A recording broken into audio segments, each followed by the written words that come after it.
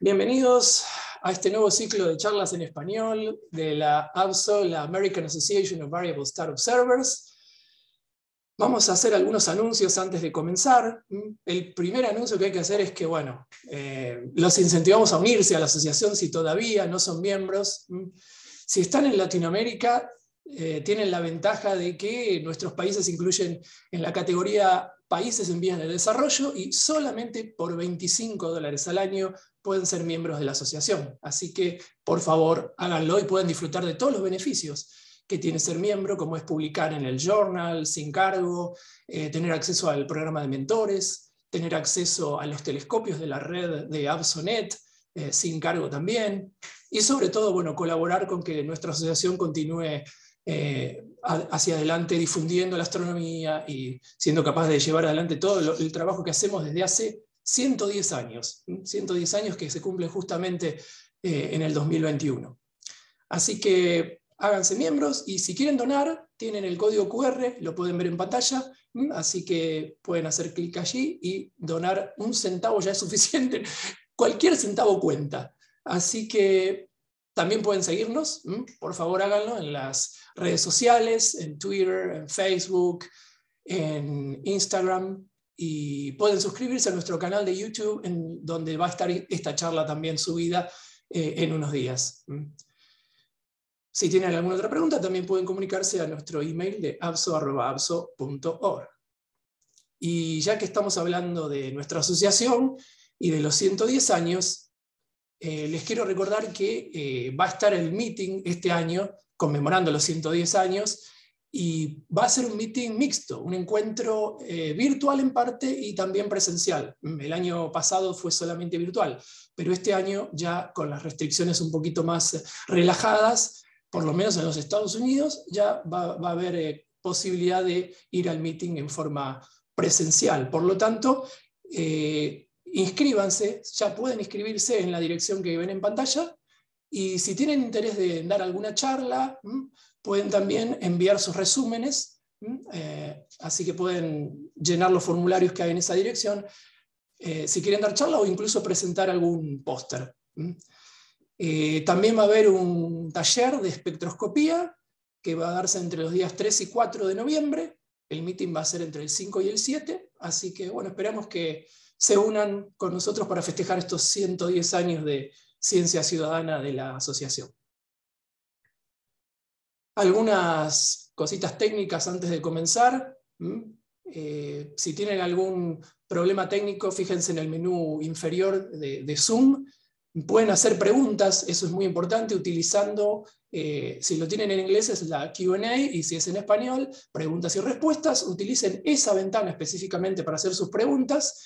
No se preocupen que no van a interrumpir a nuestra presentadora de hoy, ya que solamente yo voy a poder ver esas preguntas y luego se las voy a transmitir a Katy, a ella, cuando termine su charla. Por lo tanto, escriban sus preguntas allí. El chat lo vamos a desactivar en unos minutos. Como les decía, si tienen algún problema técnico, pueden ir al menú de Zoom. En la zona inferior izquierda tienen opciones de audio, en los cuales van a poder hacer clic en caso de que lo necesiten, y hay un menú. A veces resulta que uno tiene seleccionado el parlante que no es, o auriculares, por lo tanto, fíjense allí si tienen algún problema, ahí lo van a poder solucionar ustedes mismos. Y ahora sí, es momento de presentar esta primera charla.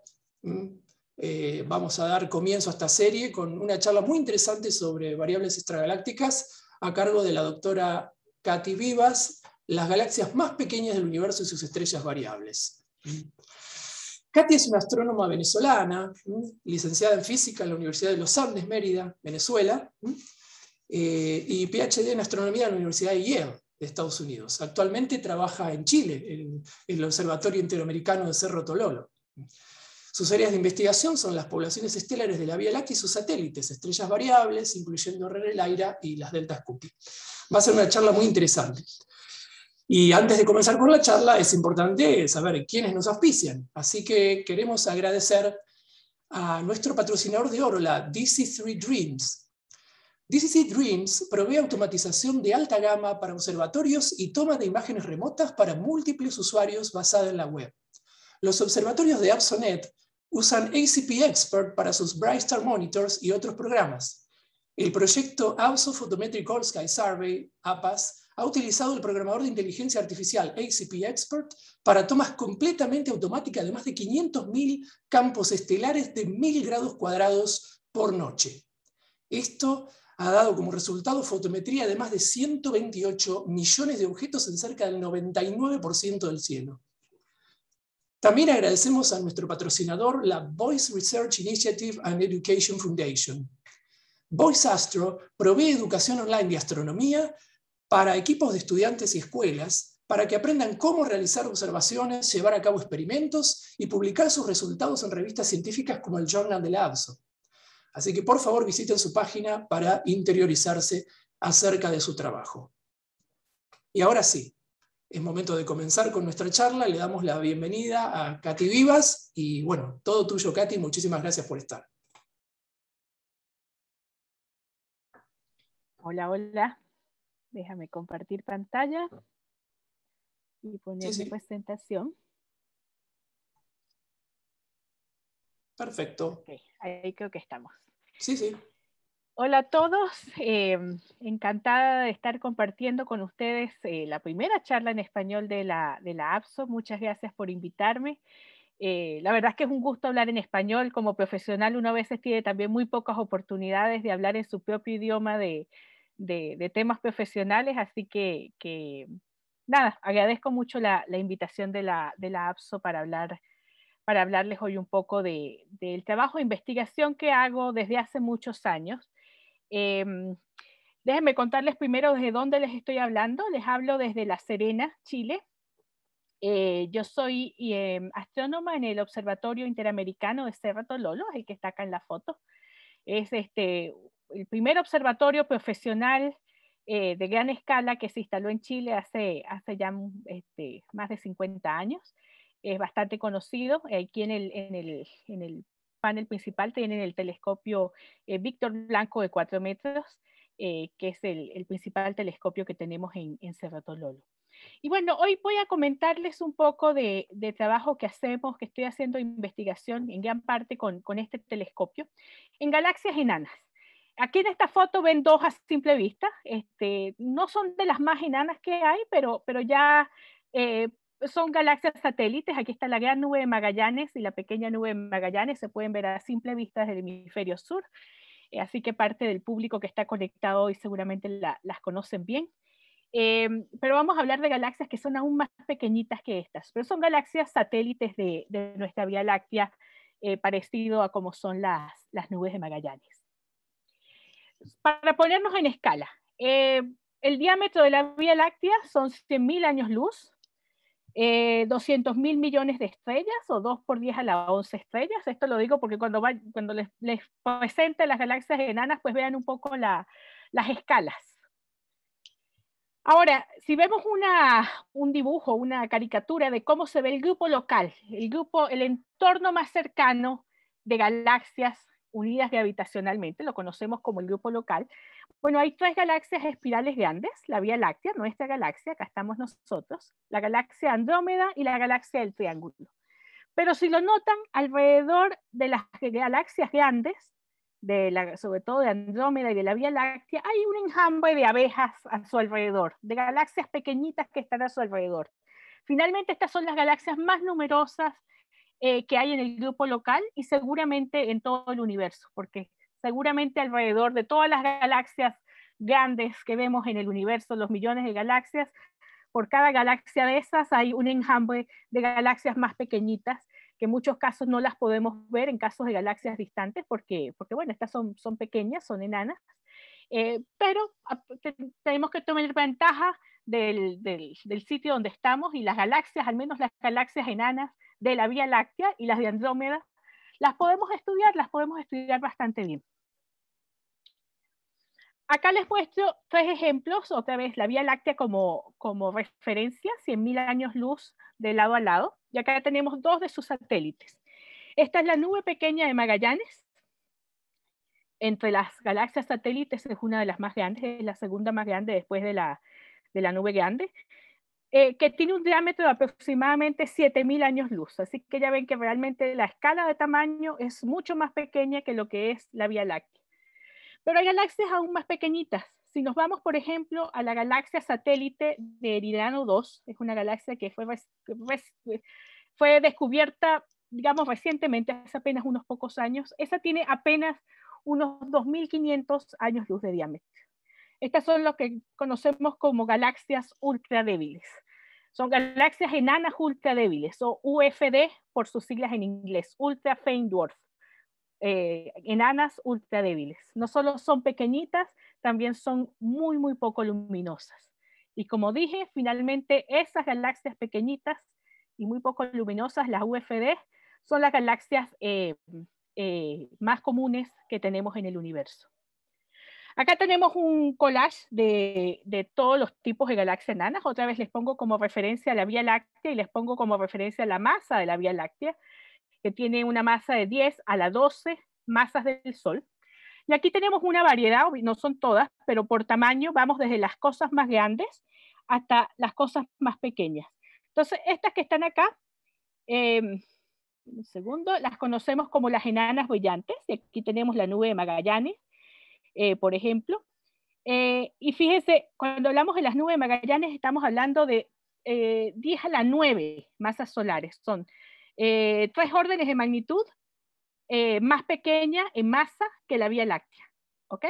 Y sin embargo es la más grande de todas las enanas conocidas. En la segunda línea tenemos lo que llamamos las enanas clásicas. Por ejemplo, Pegaso, Sculptor y Phoenix. Aquí estamos hablando de masas de 10 a la 6, de 1 millón de masas solares. Ya estamos hablando de 1 millón de veces, un factor 1 millón de veces menor a lo que es la Vía Láctea. Y ya ven que son galaxias que, bueno, se ven más pequeñas, pero logras ver la acumulación de estrellas de todas maneras, igual en Sculptor y en Phoenix.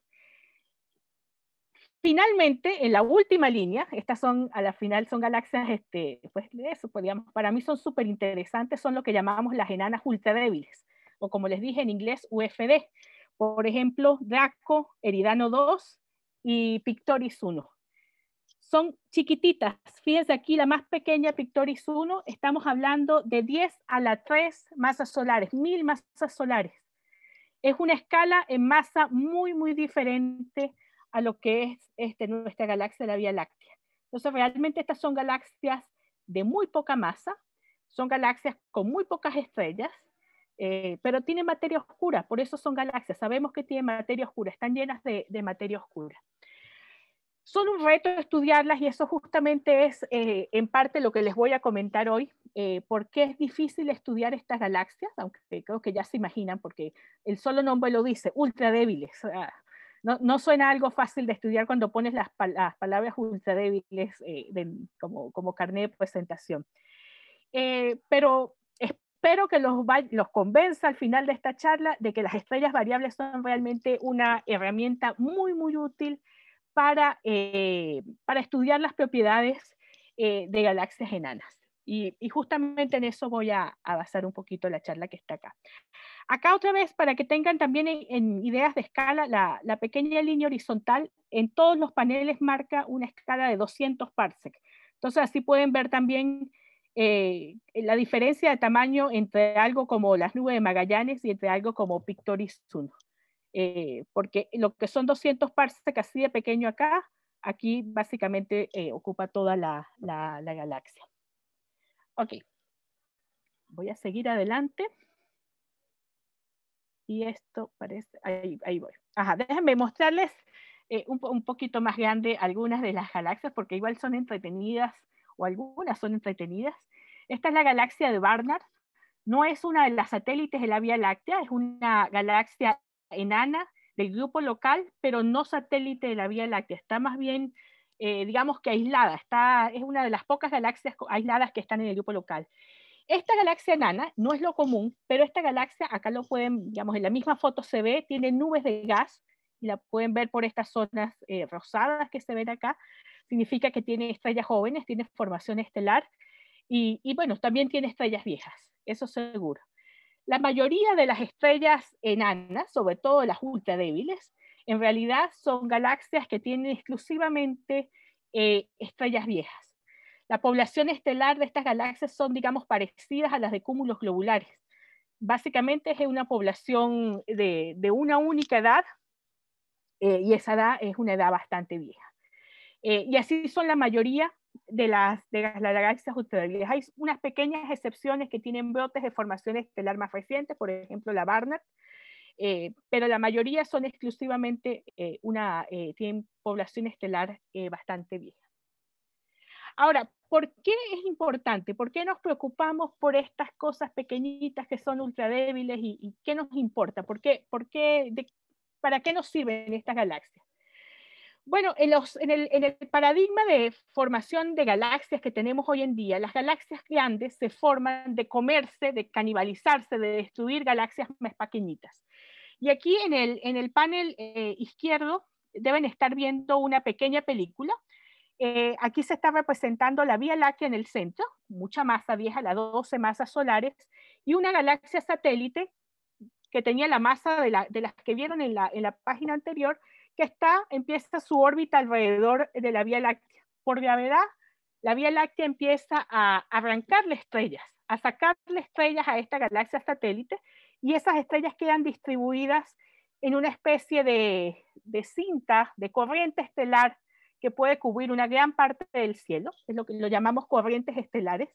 Y esas corrientes estelares, bueno, son galaxias que se han destruido por la fuerza de gravedad de la Vía Láctea. Bueno, nuestro modelo actual de cómo se forman las galaxias es de esta manera. Las galaxias grandes se forman de repetir este proceso con muchas y muchas galaxias pequeñas.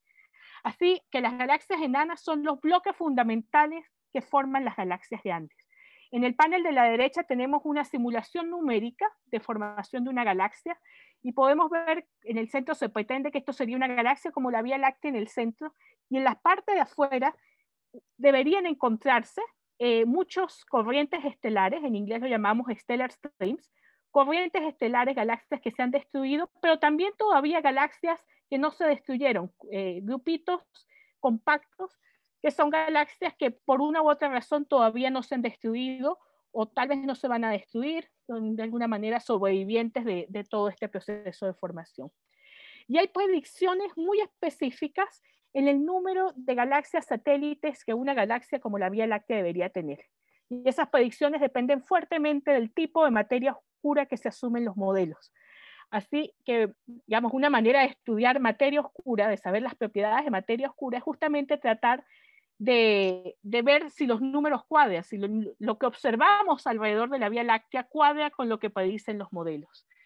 En ese sentido, buscar y contabilizar y hacer un censo completo de galaxias enanas alrededor de una galaxia como la Vía Láctea y de corrientes estelares alrededor de eso, son es algo que puede aportar mucho a modelos cosmológicos y a entender el tipo de materia oscura que existe en el universo, que es uno de los grandes desafíos que tenemos los astrónomos hoy en día.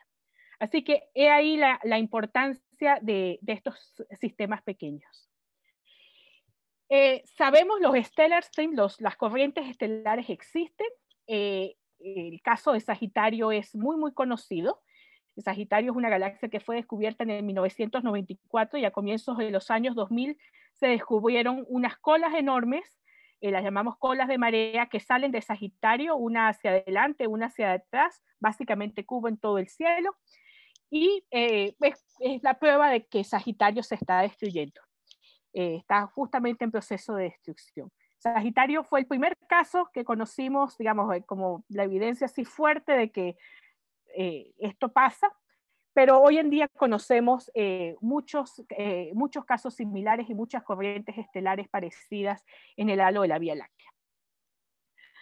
Acá tenemos unimapas, lo que les contaba, eso. Y a la final son como ríos de estrellas, y de ahí viene el nombre de corrientes estelares. Pero conocemos hoy en día muchos. No a todas estas corrientes estelares le conocemos la galaxia progenitora. ¿Cuál fue la galaxia que se estaba destruyendo? Sagitario es un caso especial, pero no en todos los casos conocemos a la galaxia progenitora. La búsqueda de corrientes estelares y la búsqueda de galaxias enanas satélites es un área muy, muy activa de investigación actualmente en astronomía. Ahora, ¿cuántas galaxias satélites de la Vía Láctea hay? Y esto vale en el sentido de que lo que les decía, tener un censo completo de las galaxias que tiene la Vía Láctea es importante para comparar con modelos de formación de galaxia y modelos de materia oscura. Aquí les estoy mostrando un gráfico que es bien entretenido de ver. Esto es el número de galaxias enanas conocidas como función del año de su descubrimiento. El gráfico empieza en 2, porque las 2 nubes de Magallanes, digamos que las conocemos desde siempre.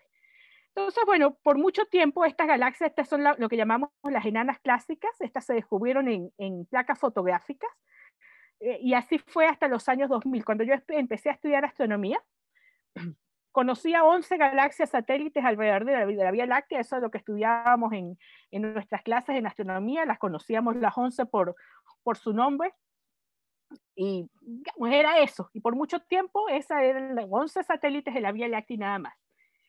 Acá ven que alrededor, perdón, en los años 2000 hay un salto enorme, pasamos de 11 satélites a tener un poco más de 20. ¿Qué pasó acá? ¿Por qué se produjo este salto? Se produjo porque empezó lo que llamamos el Sloan Digital Sky Survey, un mapa del cielo hecho por un telescopio en Nuevo México, el Sloan Telescope, que cubría una zona muy, muy grande del cielo a una profundidad que no teníamos. Entonces era un mapa uniforme del cielo del hemisferio norte, con mucha profundidad, y ahí se descubrieron las primeras galaxias ultra débiles, las primeras UFD. Y fueron unas cuantas, y eso hizo, digamos, fueron varias, y por eso este gráfico subió repentinamente a algo más de 20. Después, por varios años, bueno, siguieron algunos surveys, pero en el 2015 viene otro gran salto, otro salto enorme que nos llevó de 20 y poquito galaxias satélites al más del doble. Hoy en día ya estamos cerca de los 60. ¿Qué pasó acá? Otro instrumento. Básicamente, digamos, esto ya lo ven una vez que viene un instrumento nuevo, un telescopio, bueno, en este caso no es un telescopio nuevo, pero un instrumento nuevo, sobre todo un instrumento que pueda cubrir un campo de visión muy grande, bueno, hay área para descubrimiento. Y aquí empezó en funcionamiento la cámara de energía oscura, que les voy a hablar un poquito más en detalle de esa cámara porque es el instrumento con el que yo trabajo acá en Cerro Tololo. El gráfico anterior, de hecho, está desactualizado. En el último año han salido varios nuevos. Esto es una cosa que, lo que les dije, sigue siendo un área muy activa de investigación, así que ha habido descubrimiento de galaxias satélites varias en los últimos 3 años, así que el gráfico ese ya quedó un poquito desactualizado. Era hace un año, ya está desactualizado. Pero como les dije, la cámara de energía oscura, TECAM por sus siglas en inglés, está instalada en Cerro Tololo, en el telescopio Víctor Blanco. Acá tenemos una foto del telescopio. El telescopio es un telescopio de 4 metros, ya tiene muchos años funcionando en Cerro Tololo, pero en el año 2012 entró en funcionamiento este instrumento, 570 megapíxeles, es una de las cámaras digitales más grandes del mundo. Y la gran ventaja que tiene el DECAM es que tiene un campo de visión muy, muy grande. Son 3 grados cuadrados del cielo. Son 62 CFD científicos, por lo tanto un instrumento ideal para hacer mapas a gran escala del cielo. Ya tiene funcionando en el telescopio blanco desde el año 2012, así que tenemos algo como 9 años de observación. Por supuesto, uno de los grandes retos de este instrumento es la gran cantidad de datos que produce. Estamos hablando del orden de 1 terabyte de datos por noche. Esto nada comparado con lo que se nos viene cuando el Vera Rubin empiece a funcionar, pero ha sido un reto, pues bueno, hacer investigación con este instrumento. Para que tengan idea, en comparación con el tamaño de la Luna, aquí tienen algo a escala. Entonces, otra vez, digamos, el punto acá es que se pueden cubrir grandes zonas del cielo, y es un telescopio de 4 metros, el telescopio blanco, entonces puede llegar bastante profundo. De hecho, se llega más profundo que el Sloan Digital Sky Survey. La magnitud, el instrumento fue diseñado para un survey muy específico que se llama DES, D-E-S, por las siglas en inglés, Dark Energy Survey, el survey de energía oscura, el mapa de energía oscura. Ese es un mapa que se quiere hacer, es esta zona con esta forma extraña, 5.000 grados cuadrados del cielo en el hemisferio sur, hasta magnitud 24,5. Eso es bastante más profundo que Sloan, un survey otra vez uniforme en varias bandas ópticas fotométricas. La razón principal de este survey era estudiar energía oscura, galaxias muy distantes, cúmulos muy distantes, pero por supuesto los datos están ahí, pueden servir para muchas otras cosas, y algo para lo que ha servido ha sido especialmente bueno es para descubrir galaxias enanas que no conocíamos antes. El hemisferio sur era bastante desconocido en ese sentido porque no había ningún survey uniforme grande. Este instrumento vino a ayudarnos a cubrir esa parte. Después de DES han empezado otros surveys. Por ejemplo, tal vez el más grande ahora es DELF, está usando el mismo instrumento, está usando DECAM, y básicamente pretende cubrir todo el hemisferio sur, excepto saltándose el plano de la galaxia.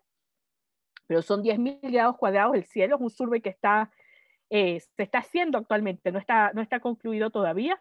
Un poquito menos profundo que DES, pero igual es a magnitud 23,5, que es bastante profundo. Y el objetivo principal de este survey sí es exactamente buscar galaxias enanas alrededor de la Vía Láctea. Ahora, es un reto conseguir las galaxias enanas.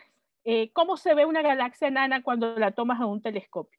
Acá en el campo de la izquierda tenemos el campo donde está la galaxia de Reticulum 2, que es una de las galaxias que descubrió el survey de energía oscura hecho con DECA. Es muy difícil darse cuenta que acá hay una galaxia. Tiene que hacerse en base a algoritmos sofisticados que estadísticamente digan que acá hay un exceso de estrellas de población vieja. Y en ese sentido, entonces ahí es cuando dices, ok, eso es una galaxia. Si tú aíslas solo estrellas de población vieja a esta distancia, logras tener, si pones esas estrellas, ahí sí te das cuenta que hay una acumulación de estrellas en esta zona. Y entonces, bueno, esa es la galaxia de Reticulum 2. Pero se necesitan, no es algo que se pueda descubrir a simple vista porque porque no lo ves. Acá tú no puedes distinguir una densidad particular de estrellas. Entonces necesitamos algoritmos que a veces son bastante sofisticados para lograr identificar estas galaxias. Una manera de lograrnos dar cuenta de ver el espectro de galaxias enanas que tenemos es cuando las ponemos en un gráfico donde en el eje vertical ponemos el brillo de la galaxia, más brillante acá, más débil hacia abajo, versus el tamaño, galaxias pequeñas aquí y galaxias grandes acá. En un gráfico como esta zona la tienen los cúmulos globulares, todos estos puntos negros son cúmulos globulares en la Vía Láctea. Son cosas relativamente brillantes, pero muy, muy pequeñas. Y por mucho tiempo las galaxias estaban en esta esquina. Son cosas más o menos igual de brillantes, incluso un poco más brillantes que los cúmulos globulares, pero definitivamente mucho más grandes. Esto está en escala logarítmica, entonces esto es bastante más grande que los cúmulos globulares. Los últimos descubrimientos, cuando estamos buscando estas cosas nuevas, estas galaxias ultra débiles, resulta que las ponen en esta zona, donde se han descubierto tanto nuevos cúmulos globulares como nuevas galaxias, pero ahora ya la separación no es tan fácil. Así que uno de los retos acá, cuando descubres un objeto de estos, es saber si realmente es una galaxia o si es un cúmulo globular. Entonces, eso, de entrada tú puedes lograr detectar una sobredensidad de estrellas y dices, ok, tengo un sistema estelar nuevo, pero hasta que no le hagas seguimiento no vas a saber si es una galaxia enana o un cúmulo globular. Y eso es bien importante porque en nuestro modelo de formación de galaxia estamos interesados en grupitos de materia oscura, o sea, galaxias. Entonces es importante separarlas. Entonces, las galaxias nuevas están en esta zona, muy, muy débiles y cada vez más pequeñas. Galaxias ultra débiles, galaxias enanas ultra débiles. Hay otra cosa interesante que se descubrió recientemente con las galaxias con las galaxias recientemente descubiertas. Por supuesto, estamos observando en el hemisferio sur, eso es lo que ha hecho el Survey de Energía Oscura, y en el hemisferio sur están las nubes de Magallanes. Bueno, varios de los descubrimientos nuevos, ahora que tenemos manera de calcular la órbita con Gaia, tenemos la oportunidad de calcular la órbita de estos objetos. Los investigadores se han dado cuenta que estoy mostrando un gráfico de Patel y colaboradores del año pasado. Se dieron cuenta que las nubes de Magallanes, aquí la grande y la pequeña son los puntos negro y gris, tienen órbitas muy parecidas a un grupo de galaxias enanas. Significa que las nubes de Magallanes están entrando a la Vía Láctea con su propio enjambre de satélites. Todas estas satélites, Horologium 1, Hydra 1, Carina 2, Carina 3 y estas otras, son en realidad satélites de satélites. Son satélites de las nubes de Magallanes y ellas vienen entrando en conjunto hacia la Vía Láctea. Entonces, este concepto de satélites es también algo bastante nuevo, digamos, de los últimos años y nos hace el panorama de entender toda la dinámica de galaxias en nuestro grupo local bien, bien interesante. Ahora, aquí las típicas cosas de expectativa versus realidad. Cuando tú tienes un sistema estelar y quieres estudiarlo, lo que el astrónomo hace es hacer un diagrama color-magnitud. Brillo acá, color acá. Si todas las estrellas en un sistema estelar que está a una distancia definida, a una misma distancia, vas a ver las secuencias esperadas, la secuencia principal, el turn-off, la rama de las subgigantes, la rama de las gigantes, la rama horizontal. Y en la rama horizontal consigues estrellas variables del tipo RRL. Esta es la expectativa. Consigues una galaxia y tú esperas ver un diagrama color-magnitud que sea parecido a esto. Bueno, en las galaxias ultradébiles la realidad es totalmente diferente. La realidad, esto que mostré antes, era un cúmulo globular, tiene muchas estrellas. Aquí estamos hablando del orden de 1 millón o tal vez un poco más de estrellas. En las galaxias ultradébiles, los puntitos negros acá son las galaxias que creemos que forman parte de la galaxia. Realmente las puedes contar con los dedos de tus manos. Son muy poquitas estrellas. Entonces es extremadamente difícil lograr decir nada de la galaxia basado en su posición en el diagrama color-magnitud. Porque tú con un diagrama color-magnitud como el que está a la izquierda, puedes calcular la edad de ese cúmulo globular, puedes calcular incluso la metalicidad, puedes tener un estimado de qué tan pobre en metales o rico en metales es. Pero acá y puedes saber la distancia también a la que están. En estos casos son, en serio, las cuentas con los dedos de las manos son muy poquitas estrellas y bueno, es muy difícil lograr hacer cualquiera de estas determinaciones de los parámetros fundamentales. Entonces, especialmente en la parte superior del diagrama color-magnitud tenemos muy pocas estrellas, pero además tenemos mucha contaminación, digamos, en el mismo campo donde está la galaxia. Bueno, tienes estrellas de la Vía Láctea que te confunden. Entonces, ¿cómo sabes qué estrellas pertenecen a nuestra Vía Láctea y cuáles pertenecen a esa galaxia enana? Son problemas complejos. Y en especial, si la galaxia está muy, muy distante, por ejemplo, este ejemplo que les pongo abajo, esta es Columba 1, es una galaxia muy, muy distante. Ni siquiera llegamos cerca de la rama de las subgigantes y del turn-off de la secuencia principal. Entonces, ni idea de la distancia que tienes porque pues no tienes disponible la parte de abajo del diagrama color-magnitud. Entonces, bien, bien complejo lograr determinarlo. Sin embargo, estadísticamente, lo que, digamos, cuando se descubrieron estas galaxias, dice que hay un exceso, aunque sean poquitas, esas poquitas terminan siendo un exceso de población vieja en ese lugar particular del cielo. Pero hay que confirmarlas, y ese es un punto muy importante. Entonces, hay posibles soluciones para estudiar y confirmar que esos objetos que se dicen que se descubren son realmente galaxias. Podríamos, por ejemplo, hacer imágenes muy profundas, imágenes que nos permitan llegar por debajo del turn-off. Ya estamos hablando de llegar a magnitudes 26 y 27, telescopios de 8 metros. No es fácil conseguir tiempo en telescopios 8 metros, no es imposible, pero no es fácil. Se puede hacer espectroscopía para tomar velocidades radiales de todas las estrellas en la zona y así aislar las estrellas que se están moviendo a la misma velocidad. Y entonces, bueno, sabemos que eso es un grupo de estrellas físicamente unido, es la galaxia. Eso es algo que se puede hacer. Y finalmente podemos usar estrellas variables. Ningún método de esto es mejor que el otro, son complementarios. Pero yo, bueno, hoy les quiero hablar de las estrellas variables. Acá tenemos un pequeño película de un cúmulo globular. Ven algunas estrellitas cambiando de brillo. Ustedes son expertos en estas estrellas. En este caso son estrellas RR Lyra.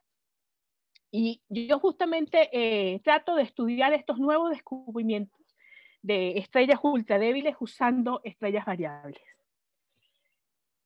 Estrellas variables, digamos, tal vez no tengo que decírselo a este grupo porque ustedes son expertos en esto, pero las estrellas RR Lyra en particular son estrellas que son estándares de luminosidad. Me permiten conocer a qué distancia está esa estrella. Si sé su magnitud aparente, puedo calcular su distancia, su magnitud absoluta y por lo tanto su distancia. Las RR Lyra son estrellas viejas, son estrellas que están quemando helio en su interior. Los modelos dicen que son estrellas que deben tener al menos 10 gigaaños, porque son estrellas de baja masa, como 0,7 masas del Sol. Entonces, para que lleguen al estado de estar quemando helio, ha tenido que pasar mucho, mucho tiempo. Y sabemos que todas las UFD tienen población vieja. Puede que tengan también población joven, pero tienen población vieja. Entonces, si tienen población vieja, posiblemente tengan estrellas RR Lyra. Las RR Lyra están en lo que llamamos la rama horizontal, por lo tanto son relativamente brillantes, están entre las estrellas más brillantes de la galaxia. Entonces, en medio de lo difícil que es estudiar estas galaxias, estas estrellas nos permiten una manera relativamente fácil de estudiarlas. Y son fáciles de reconocer si tienes curvas de luz. Acá les pongo ejemplos, las típicas curvas de luz de estrellas RR Lyra. Entonces, si tienes series de tiempo, es muy fácil reconocer a una estrella RR Lyra. Esta es una galaxia de las enanas, pero de las enanas clásicas, entonces no es de las ultradébiles. Este es Sextant, que tiene cantidad de estrellas RR Lyra, todos los puntos verdes. Este es un caso fácil. Las galaxias ultradébiles son las que son un reto. Por supuesto, las estrellas RR Lyra, tenemos más de 100 años de conocerlas, descubiertas por Wilhelmina Fleming a comienzos del siglo XX, algo que se lo debemos enormemente. Ella era una de las llamadas computadoras de Harvard. Entonces yo he estado junto con otras personas, pero quiero destacar el trabajo de Clara Martínez, que es una postdoc acá en Cerro Tololo, también de Alistair Walker, y de mucha gente en la colaboración de CIDEL. Hemos estado haciendo campañas observacionales bien agresivas, usando telescopios de nuestra organización, en particular SOAR, un telescopio de 4 metros, y DECAM para las galaxias más grandes. SOAR lo usamos para las galaxias más pequeñitas y DECAM, y nos hemos dado cuenta que usar los datos de Gaia también nos ha sido muy, muy útil para identificar estrellas RR Lyra en estas galaxias. Aquí les pongo un ejemplo del trabajo que hicimos. Este es en una galaxia que se llama Grus 1. La galaxia está aquí, o sea, realmente aquí no se ve forma de galaxia, no se ve concentración de estrellas para nada, pero esto, digamos, dentro de la elipse, todo lo que está dentro de la elipse tiene estrellas que pertenecen a Grus 1. Y hay 2 estrellas RR Lyra exactamente a la distancia en la que debe estar la rama horizontal de Grus 1, por lo tanto deben ser miembros. Aquí vemos las típicas curvas de luz. Estamos hablando de estrellas que tienen magnitud 21. Estas galaxias están casi todas a unos, diferentes distancias, pero la mayoría está más allá de 100 kiloparsecs, entonces son galaxias relativamente lejanas. Entonces, relativamente lejanas, pues necesitamos... es ya difícil buscar estrellas RR Lyra, necesitas telescopios tal vez de tamaño intermedio para poder detectarlas. Ahora, Gaia ha sido un instrumento bien interesante.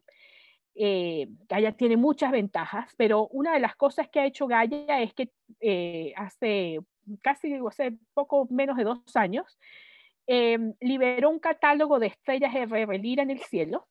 Tiene más de 140.000 estrellas RR Lyra distribuidas básicamente en todo el cielo. Esto es un mapa del número de épocas, los diferentes colores, el número de épocas en los datos de Gaia.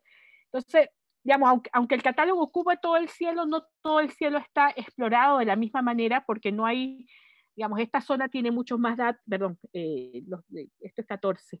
Estas zonas tienen mucho más datos de lo que hay cerca del centro de la galaxia, por ejemplo. Entonces es un catálogo que todavía es muy incompleto, pero llega hasta magnitud 21 que va aproximadamente a 100 kiloparsec. Y hay 27 galaxias ultradébiles dentro de ese límite. Así que nosotros usamos Gaia para las estrellas que ya había identificado Gaia como RR Lyra para tratar de asociarlas a galaxias ultradébiles. Y así lo hicimos para muchas galaxias. Además tienes movimientos propios y tienes como ingredientes adicionales para lograr identificarlas. Entonces aquí les muestro un resumen de lo que conseguimos. Esto es un gráfico del número de estrellas RR Lyra como función de la magnitud de todas las satélites. Aquí estamos incluyendo las satélites de la Vía Láctea y de Andrómeda también, en donde también se han buscado galaxias variables en sus satélites. Y más o menos siguen una relación lineal. Hay mucha dispersión, pero más o menos siguen una relación lineal. De tal manera que las galaxias más pequeñas realmente tienen menos estrellas RR Lyra. Si hacemos un zoom en esta zona, y ese zoom está puesto en este gráfico que está acá, fíjense que aquí estamos hablando ya de magnitudes absolutas desde -7 hasta 0. Este realmente es el reino de las galaxias ultra débiles, de las enanas ultra débiles. La mayoría de las estrellas tienen 1, 2, 3, 4 RR Lyra. Entonces no es el caso de Sextant que les mostré al comienzo, que tenía casi 100. Aquí digamos, son muy, muy poquitas las RR Lyra. Incluso hay algunas galaxias en las que no hemos conseguido. Hemos buscado RR Lyra y no hay. Pero en la mayoría conseguimos al menos una. Ahora, con solo una RR Lyra podemos calcular la distancia exacta a la galaxia. Y eso es una ayuda enorme en el entendimiento de cómo es la galaxia y cómo es su población estelar, si las logramos poner a la distancia. Aún una RR Lyra nos ayuda a hacer eso. Hay otro tipo de galaxias enanas que son muy nuevas. Aquí en la Vía Láctea se descubrieron hace apenas una en el 2019, hace 2 años, y la otra en el 2017, si mal no me acuerdo. Es lo que las llamamos galaxias ultradifusas. Estas galaxias, otra vez, este es el mismo gráfico que les mostré antes. Esto es el brillo de la galaxia y este es el tamaño. Entonces, hacia esta esquina tenemos galaxias grandes, pero muy, muy débiles. Las galaxias clásicas las teníamos por aquí. Fíjense que aquí están las nubes de Magallanes, aquí está Sagitario, aquí está Fornax. Estas galaxias ultradifusas de las que les estoy hablando son estas dos, Crater 2 y Antlia 2. Antlia 2 es fíjense, si esto es tamaño, los puntos amarillos son las satélites de la Vía Láctea. Tenemos la nube grande de Magallanes, la nube pequeña. Antlia 2 es la tercera satélite más grande de la Vía Láctea. Y la descubrimos apenas hace 2 años. O sea, incluso, digamos, es que piénsenlo un poco y es bien impresionante. Es una galaxia gigante que apenas la teníamos escondida, no la veíamos. ¿Por qué no la veíamos? Porque es grande, pero es muy, muy difusa. Muy débil, pero extendida, una galaxia que tiene pocas estrellas, pero extendida en un área muy grande. Entonces es terriblemente difícil conseguirla, porque digamos, si la estás observando en esa dirección, la mayor parte de las estrellas va a ser estrellas de campo. Digamos, lo pueden ver en estos diagramas color magnitud que tengo acá. Esta es para el caso de Crater 2, que es este caso que está acá. Cuando hicimos las observaciones, este diagrama color magnitud del lado derecho es todo el campo. Fíjense que aquí no se puede ver rama horizontal, no se ve rama de la gigante, está todo mezclado con el campo. El campo, las estrellas de campo, las estrellas de Vía Láctea son las que dominan este diagrama color magnitud. Solo si hacemos algo en el centro es que logramos ver la forma de la galaxia. Pero si vemos la extensión completa, y esto es un campo de Deccan completo, no veríamos nada del diagrama color magnitud. Pero si buscamos RR Lyra, nos damos cuenta que las RR Lyra cubren toda la zona de la galaxia. Entonces, y las RR Lyra sabemos que son de esa galaxia porque les calculamos la distancia y están todas a esa distancia. Entonces, son miembros de la galaxia. Entonces, de alguna manera, las RR Lyra nos dan una muestra pura, sin contaminación de estrellas de campo. Y con eso podemos estudiar la forma de la galaxia y su verdadera extensión.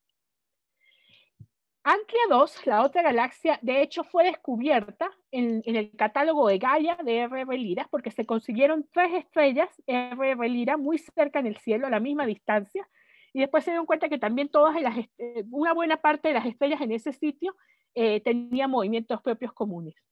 Y fue descubierta de esa manera. Entonces, no solo nos ayuda a ver las propiedades estructurales, sino también pueden ser una herramienta para descubrir nuevas galaxias. Por cierto, digamos, aquí en el caso de Antlia 2, ahora sabemos que en realidad estas no eran estrellas R.B. Lyra, estas eran estrellas anómalas, cefeidas anómalas de Antlia 2, otro tipo de estrellas variables más brillantes. Las R.B. Lyra son muy débiles para Gaia, pero sabemos que tiene muchas. Y Antlia 2 en parte fue difícil descubrir y se hizo hace tan poco, a pesar de ser tan grande, porque está muy baja la latitud galáctica. Entonces el disco de la galaxia realmente la tapaba totalmente, no las mantenía escondidas. Y aquí quiero entrar a este punto. Las R.B. Lyra son importantes o son útiles también para descubrir sistemas nuevos. Lo hizo en el caso de Antlia 2, pero, digamos, incluso se ha propuesto que realmente las R.B. Lyra pueden ser una manera para descubrir sistemas nuevos. El punto es que las R.B. Lyra son estrellas que no son muy comunes, son estrellas raras. Y el número de estrellas R.B. Lyra en el halo de la Vía Láctea disminuye como función de la distancia. Entonces, en las partes externas del halo de la Vía Láctea, más allá de 100 kiloparsecs, básicamente no esperamos encontrar R.B. Lyra. Y sin embargo hay algunas. Acá, por ejemplo, esto es un mapa, aquí esto es ascensión recta y esto es distancia, de una zona que observamos bien profunda, llegamos y buscamos estrellas R.B. Lyra, llegamos hasta 250 kiloparsecs, aquí estamos hablando de estrellas de magnitud 22, para que tengan idea. Y usando esta idea de si nos serviría para descubrir galaxias, empezamos a ver, ok, vamos a ver cuántas de estas estrellas están muy juntas en el cielo. Y así descubrimos un grupo, acá en este puntico en realidad hay 3 estrellas en la misma posición. Y al principio nos emocionamos cuando vimos esto y vimos, descubrimos un sistema nuevo. Después nos dimos cuenta que la galaxia Leo 5, una de las galaxias ultradébiles conocidas, estaba en esa posición. A esa galaxia nunca se le habían buscado estrellas variables, así que de alguna manera, bueno, las conseguimos. No era un sistema estelar nuevo, Leo 5 era conocido, pero nos prueba el concepto de que en realidad eso puede ser una manera de descubrir galaxias nuevas. Esta es una de las cosas que nos tiene bien emocionados con el Observatorio Vera Rubin. El Observatorio Vera Rubin va a ser un mapa de todo el hemisferio sur, con series de tiempo, y las R.B. Lyra van a ser relativamente fáciles de ubicar hasta distancias muy, muy grandes. Y uno puede utilizar este concepto, 2 estrellas R.B. Lyra juntas en el cielo, muy, muy distantes, es porque hay algo. Ahí tiene que haber un sistema estelar, y las R.B. Lyra de alguna manera son como el faro que nos está mostrando la posición en donde está ese sistema estelar. Así que es uno de los potenciales que va a tener el Observatorio Vera Rubin. Bueno, con esto voy a concluir mi charla. Nada más les voy a dejar esto de resumen. ¿Cómo hacemos la Vía Láctea?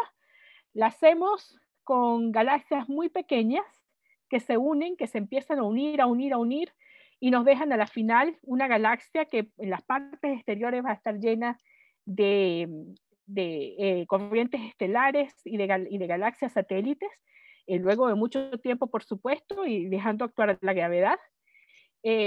Las galaxias satélites conocemos hoy del orden de 60 en nuestra Vía Láctea, y creemos que nos faltan por descubrir todavía, y hay surveys activos buscando ese tipo de galaxias. El telescopio blanco con la cámara de energía oscura ha sido un instrumento increíble para adelantar en este campo de investigación. Duplicó el número de galaxias satélites conocidas en los últimos años. Esperamos que esto todavía mejore con el telescopio Vera Rubin. Y finalmente, las estrellas variables, en particular las estrellas R.B. Lyra, son una herramienta, yo diría que fundamental para estudiar estos sistemas. Nos permite calcular la distancia a esos sistemas, que es muy difícil hacerlo de otra manera debido pues a lo complicado que es para estudiar estos sistemas, a las pocas estrellas que tiene y a la gran contaminación por estrellas de campos que tiene. Entonces las RR Lyra nos permiten calcular de manera fiable la distancia a estos sistemas, nos permite también estudiar la estructura sin contaminación de estrellas de campo, la estructura de las galaxias satélites, y nos permite descubrir nuevos sistemas también. Entonces, pues espero haberlos convencido de que estrellas variables, en particular las RR Lyra, son fundamentales para estudiar galaxias enanas. Y bueno, con esto pues me detengo, pero con gusto podemos seguir conversando de este tema. Muchísimas gracias por su atención. Muchas gracias, Katy. A mí me convenciste, por lo menos. La verdad, muy importantes las RR Lyrae, la verdad. Determinan si hay o no una galaxia prácticamente ahí, o sea que son importantísimas. Así que, bueno, muchísimas gracias. Y sí, tenemos varias preguntas. Así que vamos a arrancar entonces con las preguntas. A ver, Patrick Cabana pregunta: ¿por qué tiene el Survey una área con una forma tan extraña? Esa forma que debe ser acerca del DES. Era, a ver. El área que abarca... Aquí está, acá está. Sí, tiene una forma muy, muy extraña. Mira, no conozco la historia en particular, conozco la historia de este piquito que está acá, de esta parte que está acá. Y es porque siempre cuando tú haces investigación es importante tener solapo con investigaciones previas. Y esta zona fue muy bien explorada por el Sloan Digital Sky Survey. Esto es lo que se llama el Stripe 82, la línea 82 del Sloan Digital Sky Survey, que fue muy, muy bien observada por ese survey. Entonces, siempre tener una zona en común con un survey ya conocido, bien probado, es importante cuando uno realiza un nuevo survey. Entonces, esta extensión hacia acá fue hecha por esa razón. Obviamente el plano de la galaxia se quería evitar, así que por eso esto no se extiende a los lados, porque la motivación del survey de energía oscura es estudiar galaxias distantes para estudiar materia oscura, entonces quieren evitar el plano de la galaxia. Querían evitar las nubes de Magallanes, así que esa es la otra razón por la que parar acá. Y después, en parte, la zona también es porque ellos estaban observando en Tololo en un semestre, básicamente, en el semestre, lo que llamamos el semestre B, la segunda parte del año. Entonces, en parte por eso también escogieron pues, esa zona ahí, porque siempre iban a estar observando en los mismos meses del año. El survey duró 5 años. Bueno, tenía que tener alguna explicación, está bien, muchas gracias. Bueno, tenemos más preguntas. Enrique Gómez pregunta: para los aficionados, ¿hay RR Lyras lo suficientemente brillantes en estas galaxias enanas como para detectar en telescopios de menos de 1 metro? Algunas. Estábamos hablando de 20, ¿no? Ya es... Hay muchas que te van a quedar lejos, pero ponte Sagitario, por ejemplo. Sagitario no está tan lejos, la galaxia enana de Sagitario. Y ahí estamos hablando que sus estrellas RR Lyra deben tener del orden de magnitud 17, entre 17 y 18. Eso se puede lograr con un telescopio de menos de 1 metro. Entonces, por ejemplo, ese sería un buen ejemplo. Y de hecho, Sagitario yo creo que no ha sido explorada total, porque es una galaxia muy, como se está destruyendo, es súper extendida. Entonces conocemos RR Lyra, pero como que el mapa completo no está totalmente hecho. Entonces ese es un ejemplo de una galaxia que puede ser fácilmente observada. Y hay otros casos de estrellas que están a menos de 30, 40 kiloparsecs, poquitas, pero hay algunas que podrían ser perfectamente observadas con telescopios de menos de 1 metro. De hecho, las de Sagitario, algunas están en BCX porque estudios como de Pan-STARRS o varios otros que han publicado las RR Lyras no dicen específicamente si son de la galaxia o son de otras galaxias, y entraron todas. O sea que son lo suficientemente brillantes como para que estén incluidas en nuestro catálogo. Y hablando de eso, una pregunta que siempre tuve: M55, ¿es en realidad el núcleo de Sagitario o nada que ver? Porque he leído eso en varios lados. M54 globular, ese en realidad no es. M54. M54, perdón. Sí. Sí. Aparentemente es difícil, digamos, está en estudio, digamos. Sí. Está en estudio. Es muy posible que sea así, que sea realmente el núcleo. Esto es un cúmulo que es particularmente grande. Hay algunos trabajos que han tratado de vincular a Sagitario M54 con Omega Centauro y una posible galaxia que era el origen de, digamos, que también han tratado de decir que Omega Centauro es en realidad el núcleo de una galaxia que ya fue destruida hasta un avance de destrucción mucho más avanzado que Sagitario, pero tal vez era un caso similar a Sagitario más M54. Entonces, es algo que está en estudio. No creo que todo el mundo esté convencido de que es así, pero se sigue estudiando y tratar de buscar razones para creer que ese es el escenario posible. Bueno, gracias. Bueno, Patrick Cábana nos hace otras preguntas también. Cuando hablas del tamaño de galaxias enanas, ¿hablas de tamaño absoluto o el tamaño aparente visto por nosotros? El tamaño absoluto. Cuando te mostraba esta escala que estaba acá, ¿dónde está? Acá. Este es el tamaño absoluto, porque esto no está en grados en el cielo, estos son parsecs, está el tamaño en unidades físicas. Digamos, ya toma en cuenta a qué distancia está y eso entonces no es una distancia en grados en el cielo, es una distancia, es un tamaño en unidades físicas. Cuando se la llama... No, sí, perdón. No, perdón, continúa. Ya cuando te mostré también este otro gráfico, a ver si me acuerdo dónde estaba. Este otro gráfico, también aquí estoy hablando de tamaño en unidades físicas. Entonces, que les contaba que quería mostrarles era este. Dame un segundo.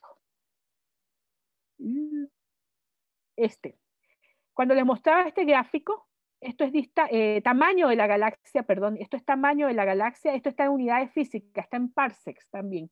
Entonces, efectivamente, Antlia 2 tiene el mismo tamaño físico que las nubes de Magallanes, una distancia totalmente diferente. Entonces, en el cielo van a tener proporciones muy, muy diferentes, pero físicamente es casi el mismo tamaño que las nubes de Magallanes. Cuando se habla de enanas, ¿se refiere en este caso a tamaño o a luminosidad? Porque en el caso de las estrellas justamente es como que se refiere uno a luminosidad cuando habla de enanas, gigantes, supergigantes. ¿En este caso? Si digo enanas, solamente me refiero a tamaño, pero cuando ya estoy hablando de enanas ultra débiles, estoy metiendo las dos cosas.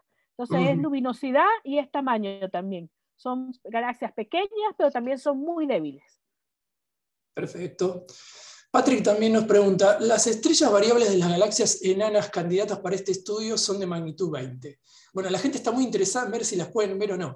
Dice, ¿quién dice? ¿El telescopio Smith-Cassegrain serían de apertura 350 milímetros como mínimo? La gente las quiere ver, no hay otra opción.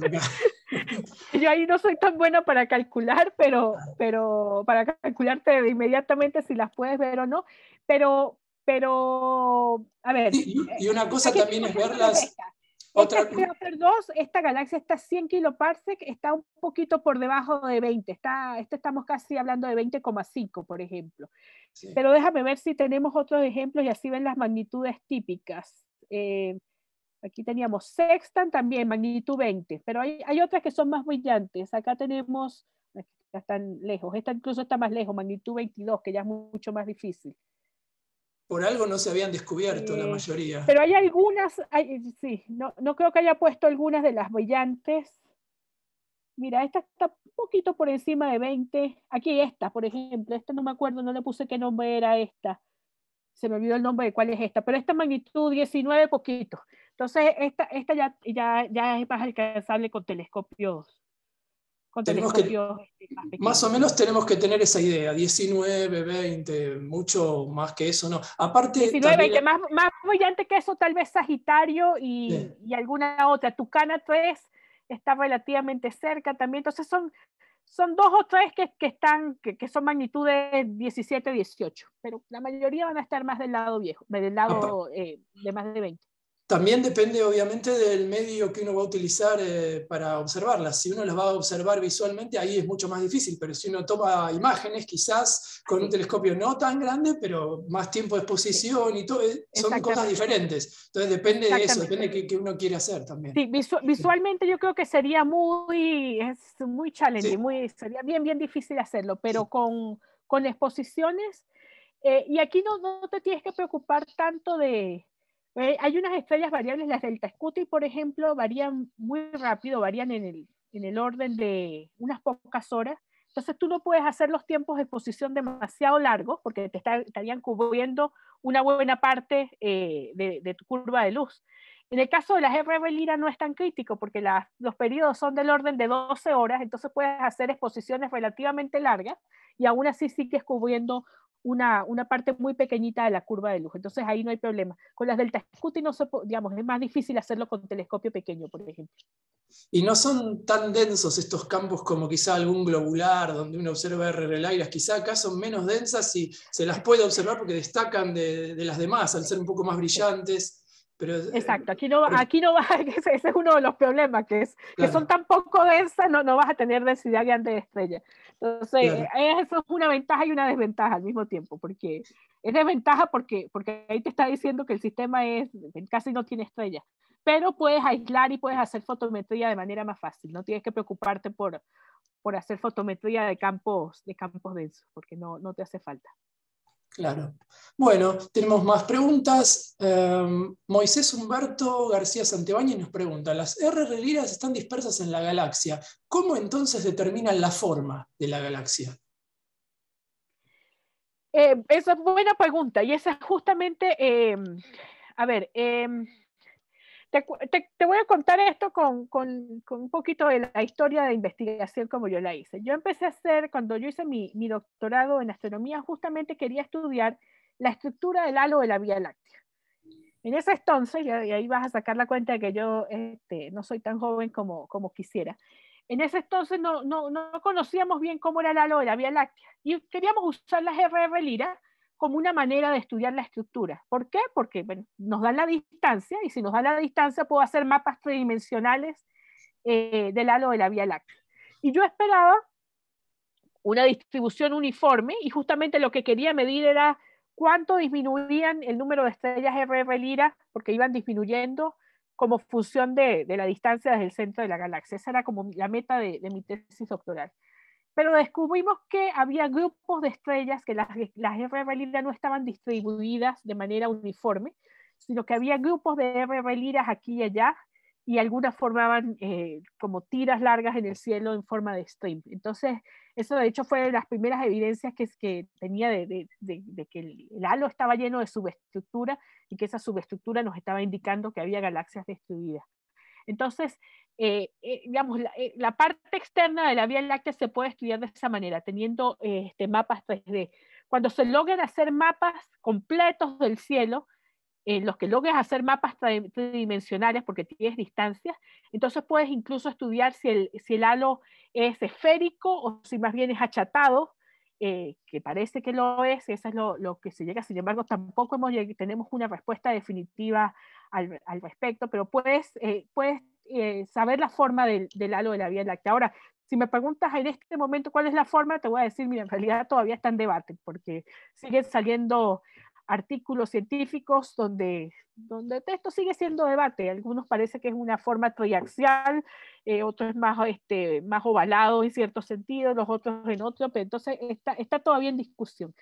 Pero en ese sentido, otra vez, las RR Lyra son un instrumento súper importante porque dan la distancia.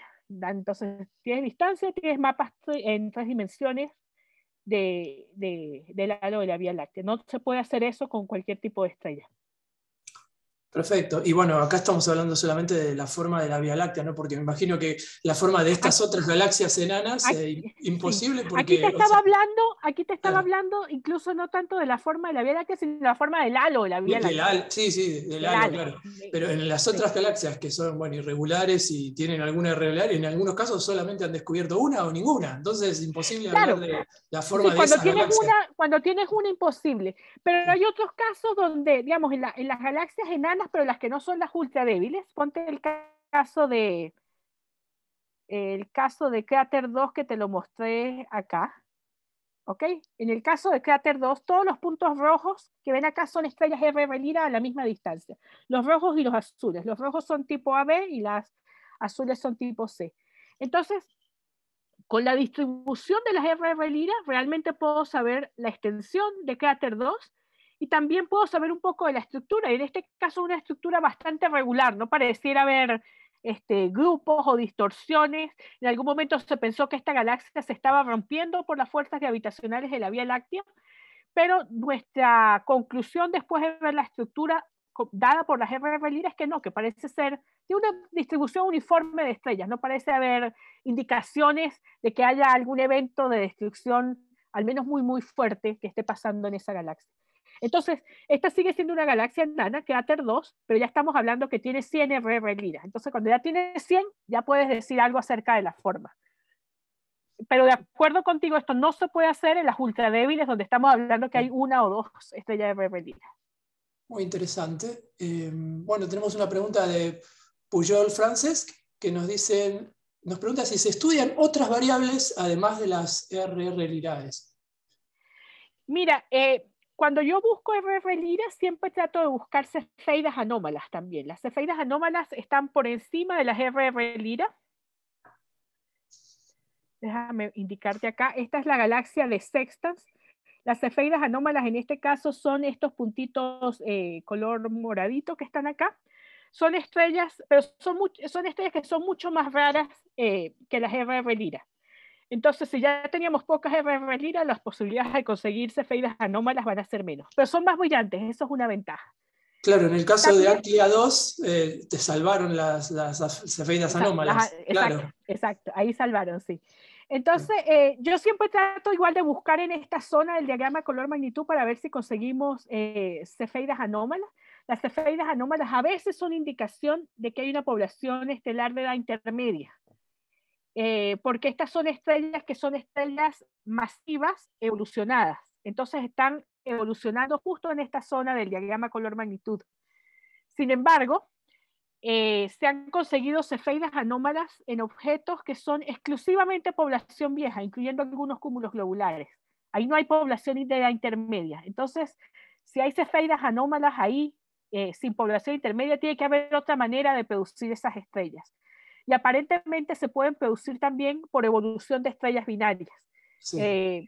Entonces también nos pueden poner estrellas acá. Entonces, aun cuando antes, hace unos años, uno veía una cefeida anómala y decía, oh, aquí hay una población de intermedia también, hoy en día ya no es tan claro. Y el otro tipo de... ¿Perdón? No, digo, sería como una especie de blue stragglers, pero más masivas, una cosa así. Pero más masivas, exactamente, claro, sí. Claro. Y el otro tipo de estrellas que también son bien interesantes, en Sextant las buscamos, son estas que están acá, son las Delta Scuti o SX Phoenician. En este caso debe ser SX Phoenician porque esto es un sistema muy pobre en metales. Pero estas son súper difíciles de buscar porque son 2 o 3 magnitudes más débiles que las RR Lyra. Entonces ya estábamos hablando que las RR Lyra a veces nos cuesta conseguirlas, estas son súper difíciles. Además, estas son las que tienen periodos muy cortos y por lo tanto tienes que mantener los tiempos de exposición cortos. Entonces, ya para algunas galaxias buscar estas estrellas, aún con telescopios de tamaño intermedio, es difícil. Pero el sueño es que pudiéramos buscar de estas, porque estas también son estándares de luminosidad, no tan bien estudiadas como las RR Lyra, pero potencialmente son estrellas que también pueden contribuir con la escala de distancias del universo, porque son estándares de luminosidad también.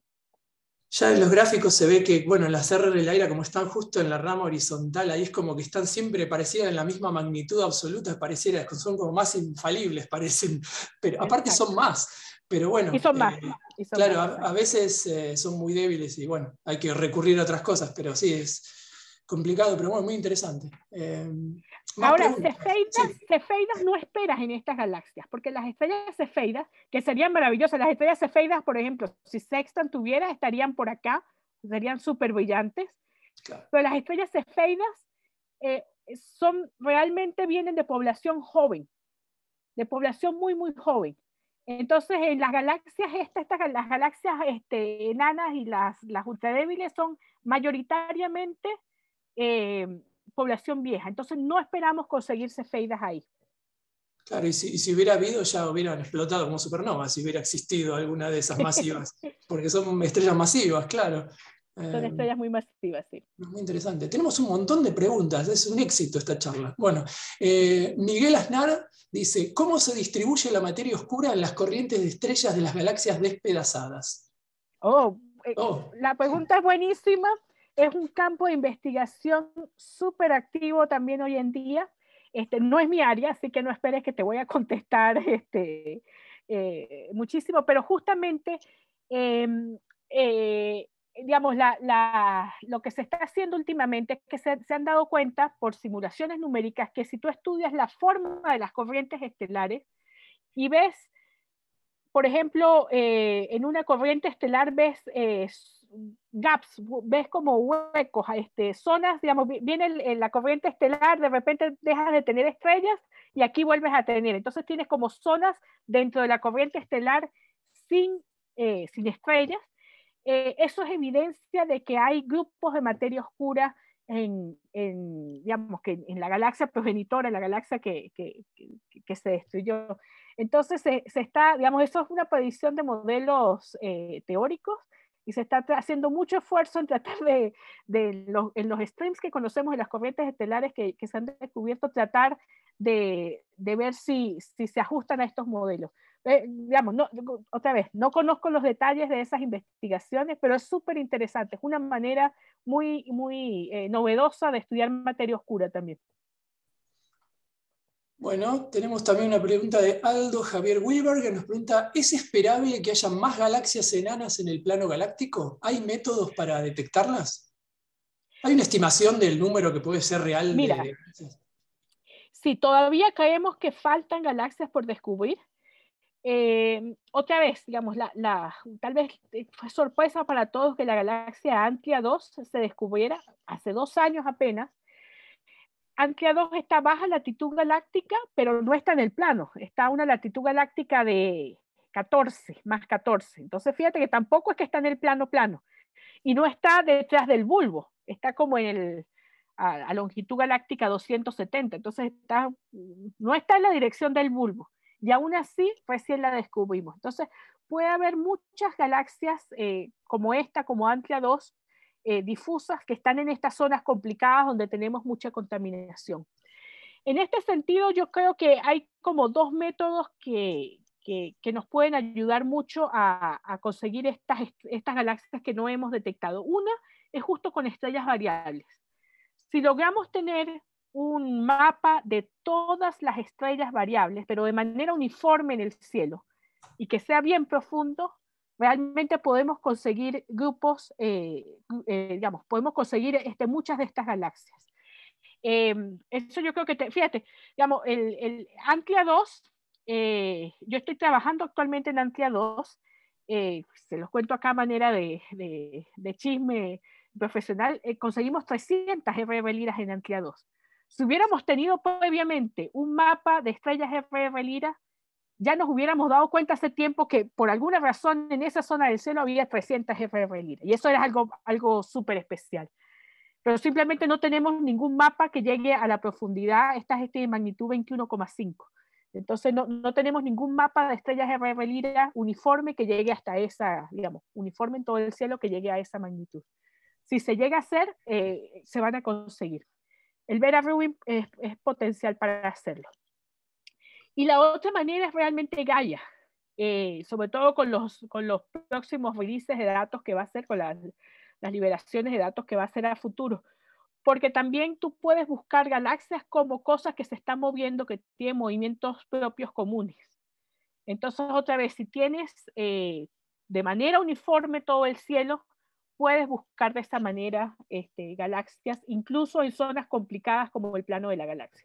Entonces, yo creo que en ese sentido, el futuro se ve bueno y se ven con buenas expectativas de que vamos a lograr descubrir cualquier otra cosa que haya estado escondida hasta el momento. Claro, muy interesante. Ahora, claro, debe haber también un límite, ¿no? Si seguimos bajando en magnitud hasta, no sé, 25, 26, 27, va a llegar un momento que igual ya no va a haber estrellas tan débiles RL porque justamente tendrían que estar demasiado lejos para ser tan débiles, digamos. O sea, creo que va a haber un límite, pero todavía no estamos ahí, ¿no? Es como que se puede seguir yendo más Todavía no estamos profundo. ahí. Y Claro. bueno, y ese es el punto también, cuando buscas empiezas a conseguir cosas que tal vez no sabías que existían.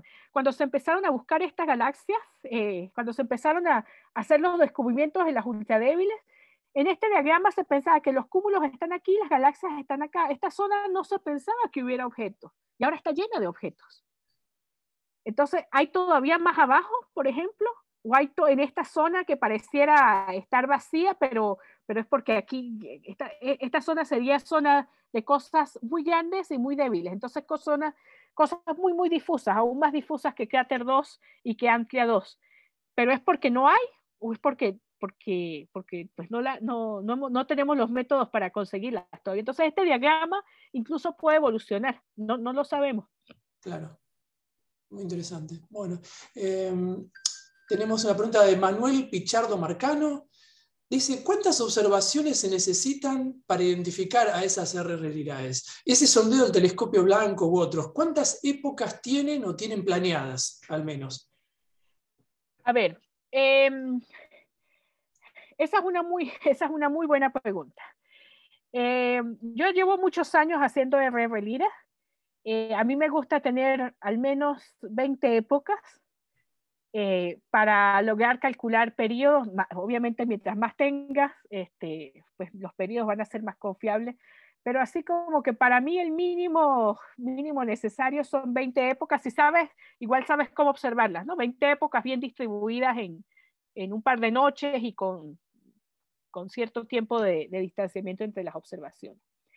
Sin embargo, hay muchos surveys grandes, por ejemplo, el survey de energía oscura, o Pan-STARRS, otro survey muy grande que cubre una zona del cielo, que no fueron hechos para variabilidad. Pero son surveys que hacen 3 o 4 épocas en cada banda y después ellos suman para llegar a la magnitud que quieren llegar. Pero no necesariamente hacen las 4 épocas al mismo tiempo, sino hoy observaron, el mes que viene vuelven a hacer otra y eventualmente van a sumar y van a llegar a la magnitud. Pero las individuales había 4 épocas. Y había 4 épocas en G, 4 épocas en R, 4 épocas en I. Entonces, en diferentes bandas había muy poquito. Bueno, si haces los algoritmos adecuados, incluso puedes tratar de identificar RR-Lyrae con ese número tan poquito de épocas y con mezcla de bandas. Entonces, con algoritmos adecuados, si lo sabes, digamos, si lo sabes hacer, puedes identificarlas con un grado un grado de incertidumbre que puede ser bajo o alto dependiendo de algunos factores, pero en muchos casos, digamos, son bastante confiables. Tal vez no 100% confiables de que eso es una RR-Lyrae, pero te da una buena posibilidad. Entonces, si tú ves algo interesante, ya sabes a qué estrella hacerle seguimiento, porque esta es un candidato interesante. Ahí, por cierto, es algo en lo que surveys como estos tienen listas de candidatas a RR-Lyrae grandes. Es un proyecto interesante. Si se tiene el suficiente tiempo y telescopio, relativamente no tienen que ser grandes, pero pueden ser de tamaño adecuado, es confirmar muchas de estas estrellas variables que los surveys están proponiendo con pocas épocas. Sí, de hecho, algunos observadores nos han mandado resultados de variables usando datos de Pan-STARRS y sí, son muy pocas observaciones, pero ya por lo menos se sabe que son variables, entonces las puede estudiar mejor. Eso ya... Exacto, entonces es cuestión de confirmarlas como RR-Lyrae o como Claro. otro. Y Como otro con los variable. colores, más o menos, si uno tiene datos de color, más o menos sabe que puede ser una RR-Lyrae, entonces eso es interesante. Ahora, sí, pero digamos, si yo voy a diseñar el survey para RR-Lyrae, si yo trato de hacer al menos 20 épocas. Claro, Menos. sí, sí. Otra de Pujol Francesc dice, ¿son todas las enanas irregulares o puede haber alguna que sea elíptica o espiral? Espirales no. No, cuando son enanas no tienen patrones espirales, son esferoidales en su mayoría. Sí, son de forma casi esférica, algunas un poquito elongadas, pero no espirales. Perfecto. Sergio Babino pregunta si puede explicar brevemente cómo se calcula la distancia a partir de las RR Lirares. Las RR Lira tienen una relación periodo, luminosidad, metalicidad. Entonces, digamos, son relaciones que están, digamos, que se conocen. Entonces, tú mides la magnitud absoluta, ¿ok?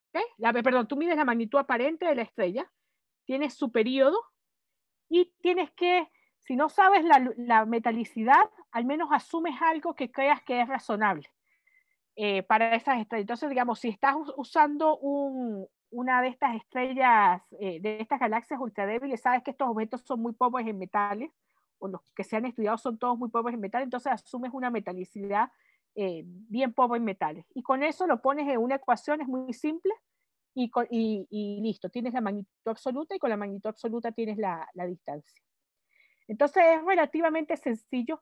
La dependencia en metalicidad no es demasiado grande, entonces por eso no importa si en realidad si no sabes con exactitud la metalicidad de la galaxia, porque cambios en la metalicidad no te va a producir cambios muy grandes en la distancia resultante.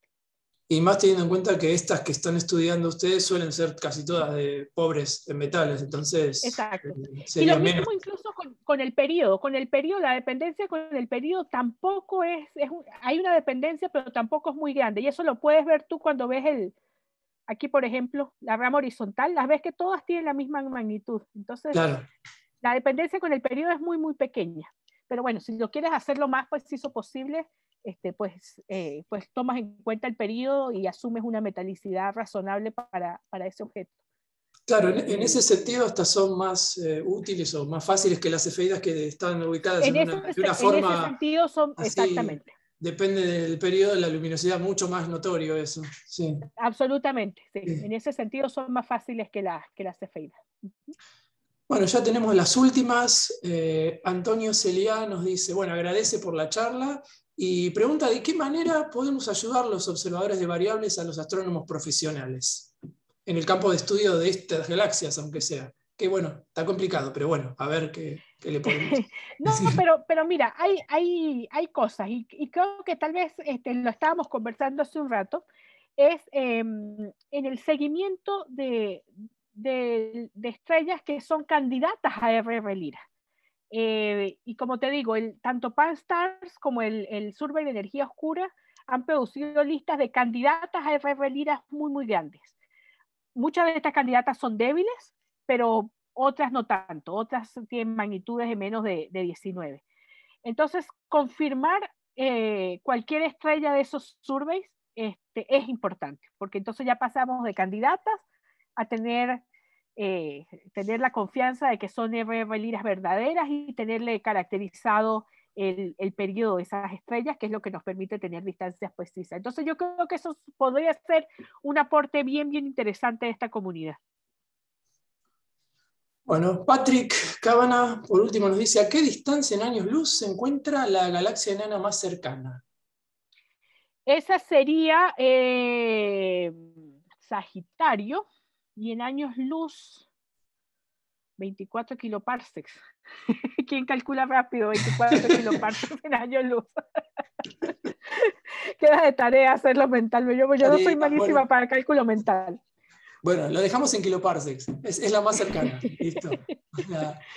Bueno, fueron todas las preguntas. Después tenemos agradecimientos de toda la gente. Enrique Gómez nos dice gracias. Enrique Buenecker nos comenta que para un 350 milímetros que habían preguntado, se puede llegar hasta magnitud 20, 22. Pero bueno, siempre con fotografía y dependerá de hasta dónde uno le da la exposición, ¿no? Pero bueno, o sea, quizás se puede llegar a observar. Así que pueden intentarlo. Así que... Bueno, siguen los agradecimientos, pero bueno, vamos a ir concluyendo, que ya son casi las 21 UT. Muchísimas gracias por todo tu tiempo y todo este conocimiento que nos has transmitido. La verdad, para hacer la primera charla nuestra ha sido excelente. Muchísimas gracias, así que bueno, esperemos que seguramente habrá alguna otra en el futuro. Y bueno, este ciclo de charlas continuará pronto. Así que bueno, gracias, Katy. Gracias a ustedes por invitarme. De nada. Bueno, vamos a ir cerrando entonces nuestra sesión de hoy. Vamos nuevamente a poner las últimas diapositivas para despedirnos. Aquí estamos. Recuerden que estamos celebrando el 110 aniversario de la asociación, por lo tanto, en nuestro meeting, que va a llevarse a cabo en noviembre, los esperamos a todos, inscríbanse, va a ser la mitad presencial, la mitad virtual para los que no puedan ir, con el tema de las vacunas, del COVID, sabemos que es complicado movilizarse, pero bueno, si pueden, háganlo, y si no, virtualmente inscríbanse a nuestro encuentro anual. Va a haber también un taller de espectroscopía los días 3 y 4 de noviembre, y del 5 al 7 será el encuentro más importante, el principal. Bueno, y no podemos irnos sin volverles a decir que por favor se asocien a la asociación y que contribuyan si pueden. Tienen allí el código QR, pueden escanearlo y donarnos con lo que consideren apropiado. Y para toda América Latina, $25 al año solamente cuesta ser miembro de la asociación, así que aprovechenlo. Y saben también que pueden seguirnos en las redes sociales, en Instagram, Facebook, Twitter. Pueden ver todos estos videos en YouTube, suscribirse a nuestro canal. Así que los esperamos por allí. No se olviden de responder a la encuesta que va a aparecer ahora cuando termine el seminario web, para que nos cuenten qué opinan de este encuentro, qué sugerencias tienen para mejorarlo, proyectos a futuro. Así que cuando terminemos van a recibir esa encuesta, por favor complétenla, y bueno, les agradecemos muchísimo. Sin ustedes no somos nada, así que por favor acompáñennos, sigan el año que viene en esta serie de webinars en español. Y bueno, para concluir, tenemos que agradecer por supuesto a nuestros patrocinadores, DC3 Dreams y Voice Astro. Nos gustaría agradecerles porque sin ellos tampoco podríamos realmente tener estos seminarios. DC3 Dreams provee automatización de alta gama para observatorios y toma de imágenes remotas para múltiples usuarios basada en la web. Los observatorios de APSONet usan ACP Expert para sus Brightstar Monitors y otros programas. El proyecto APSO Photometric All Sky Survey, APAS, ha utilizado el programador de inteligencia artificial de ACP Expert para llevar a cabo estudios de más de 500.000 campos estelares de 1000 grados cuadrados por noche. Esto ha dado como resultado fotometría de más de 128 millones de estrellas en el 99% del cielo. Voice Astro provee educación online de astronomía, recursos para observatorios y experiencias de investigación para estudiantes, equipos de estudiantes y escuelas, para que aprendan cómo realizar observaciones, llevar a cabo experimentos y publicar sus resultados en revistas científicas como el Journal de la APSO. Así que bueno, los esperamos en futuros encuentros. Muchísimas gracias por haber estado y bueno, nos vemos.